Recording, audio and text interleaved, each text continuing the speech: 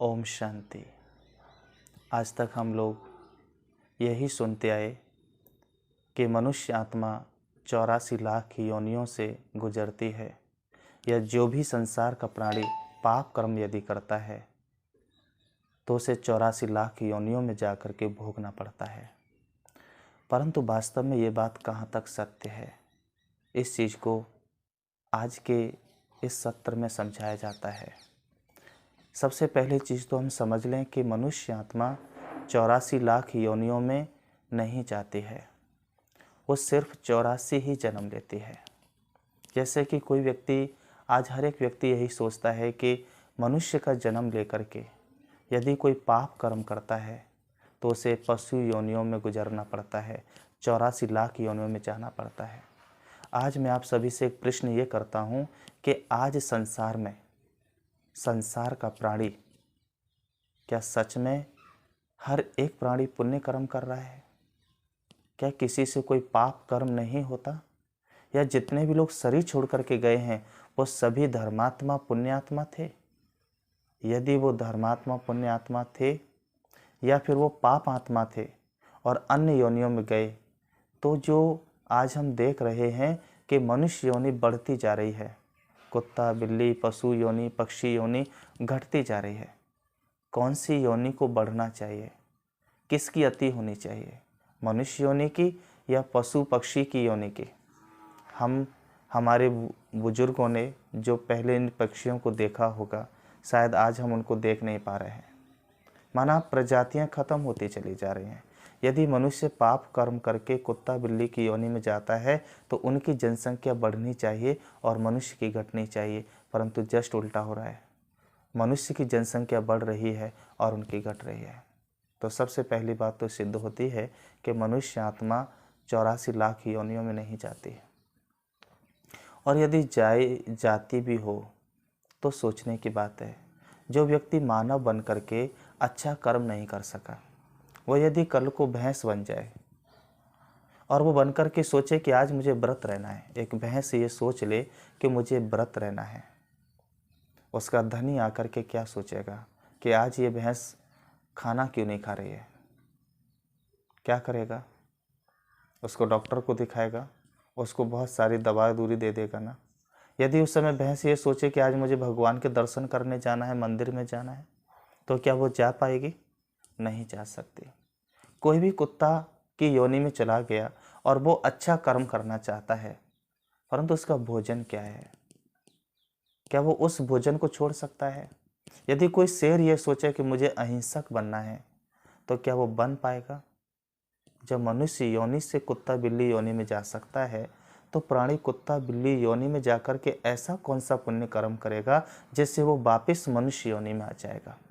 और यदि हम मान लेते हैं कि हर मनुष्य अपने पाप कर्मों की सजा भोगने 84 लाख योनियों में जाता है, और 84 लाख योनि भोगने के बाद हमें फिर से मनुष्य जीवन मिलता है, तो मैं आपसे ये प्रश्न पूछता हूँ कि हमने 84 लाख योनि भोग ली है, उसके बाद मुझे जो मनुष्य जीवन मिलना चाहिए वो कैसा होना चाहिए?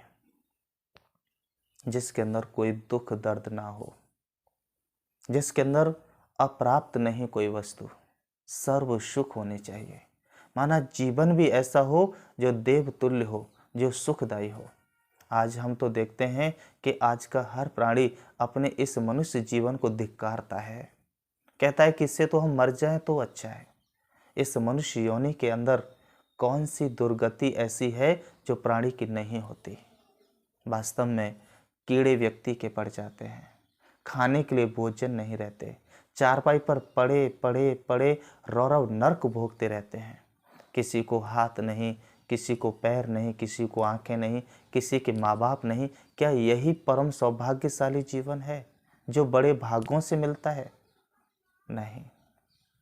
मनुष्य आत्मा मनुष्य योनि में ही भोगती है, कुत्ता बिल्ली की आत्मा कुत्ते बिल्ली की योनि में ही भोगती है। हर एक आत्मा अपनी अपनी योनि में ही अपने किए हुए पाप कर्मों की सजा भोगती है। 84 लाख योनियों में नहीं जाती, सिर्फ 84 जन्म लेती है। किसी व्यक्ति ने यदि कुत्ते जैसा कर्म किया है तो आप देखते हैं कि बहुत सारे मनुष्य होते हैं जो रोड पर घूमते हैं, झूठे दोने चाटते हैं, उसको कहते हैं कुत्ते जैसी योनि। कई लोग होते हैं शराब पी कर के गंदगी में पड़े हैं, उसको कहते हैं सूगर जैसी योनि। कई लोग होते हैं जो खुद नहीं खाते हैं तो दूसरों को नहीं खाने देते हैं, इसको कहते हैं बिल्ली जैसी योनि भोग रहा है, ना खाएगा ना दूसरों को खाने देगा। इसलिए आज हर मनुष्य आत्मा को इसी मनुष्य जीवन में उसके किए हुए पाप कर्मों की सज़ा मिल रही है। प्रैक्टिकल देखने को आपको मिल सकता है, अन्य योनियों में जा कर के नहीं।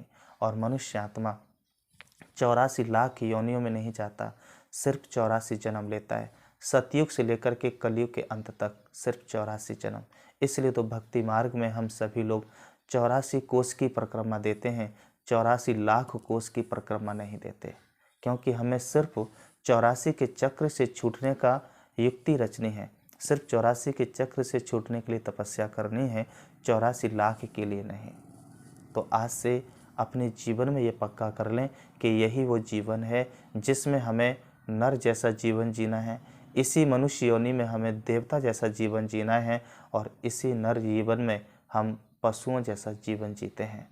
अब आपको खुद अपने कर्मों को चेक करना है और उसके अनुसार अपने जीवन को जी सकते हैं।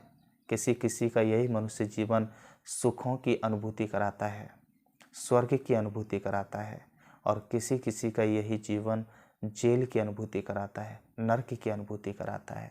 रोगी है, बहुत सारे दुख हैं, नरक महसूस करता है। काया निरोगी है, मन स्वस्थ है, मन पवित्र है, दूसरों के प्रति भावनाएं बहुत अच्छी हैं, वो सुख की अनुभूति करता है।